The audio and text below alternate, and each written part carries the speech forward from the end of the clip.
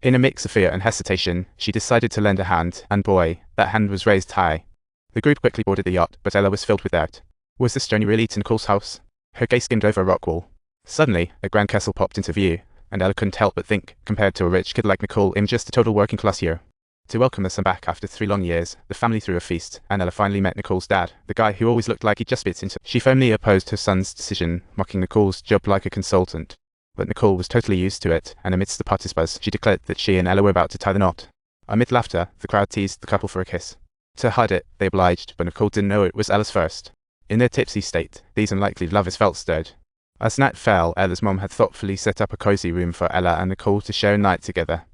In front of Nicole's family, Ella felt a bit awkward, but she played it cool. After family left, Nicole camped on the floor, first sharing a room with her female boss. Her heart was tangled. Ella was just as anxious, tossing and turning, unable to sleep.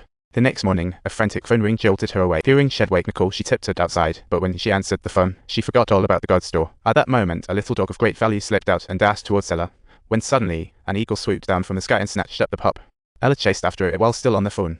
In a panic, she tossed her phone with all her might, successfully retrieving the dog from the eagle, but the eagle had taken a liking to her. Before Ella had a chance to react, the eagle had snatched her phone. Oh man.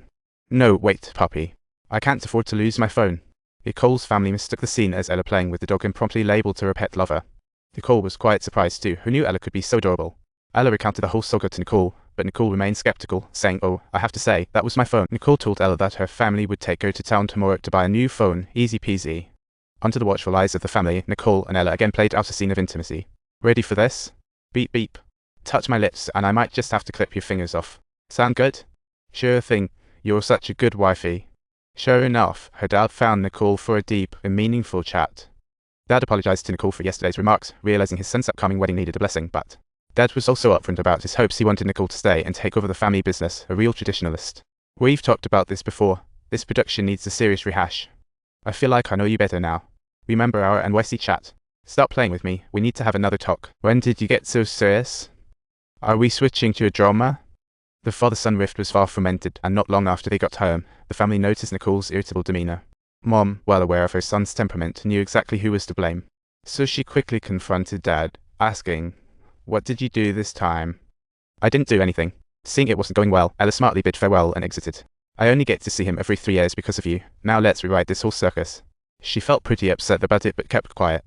Ella returned to her room to prepare for a shower, but Nicole, blissfully unaware with her headphones on, didn't notice. OMG, why would you do that? Living together under one roof, these little awkward moments were simply unavoidable.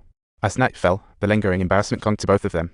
Yet their dynamics began to subtly shift, as the initial distance was replaced by a budding camaraderie. Ella slowly peeled back a tough exterior, showing her softer and more genuine side as she opened up to Nicole.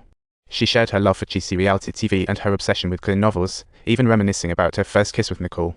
"You hear, me here," Ella slowly bared her heart, recounting the time her deputy editor called her a witch. Though she acted tough on the outside, it hit her. After such blows, she would lock herself in the bathroom for a quiet cry. "And you're really, really beautiful." As the conversation deepened, a bittersweet story began to surface. Ella lost her parents when she was just 16. From that moment on, vows became a painful reminder as they triggered memories of her parents' funeral whenever she saw them. In a warm atmosphere of equality and respect, their conversation opened a new chapter, with the warmth of the fireplace fostering their intimacy. Through their continuous exchange, they discovered their resonance, and the seeds of love quietly took root. Next morning, as dawn broke, urgent knocks echoed. To avoid exposure, Ella quickly jumped into Nicole's bed. Fortunately, she was not caught red-handed. Surprisingly, Nicole's parents planned a grand wedding for them tomorrow, bundled with Grandma's birthday bash. This news hit the two like lightning from a clear sky. Although they thought of making excuses to dodge it, Nicole's grandma burst out with joy. With quivering voice, she expressed her heartfelt wish to witness her grandson's wedding in her lifetime. This hope made it impossible for them to refuse, forcing them to grin and bear it. But Nicole was a whirlwind of emotions, terrified that if this fake wedding got exposed, it would crush. Ella, calm outside but stormy inside, kept telling herself it was just a deal, yet had fallen for Nicole. Next, Mom and Grandma took Ella to the bridal shop, ensuring only timeless classics.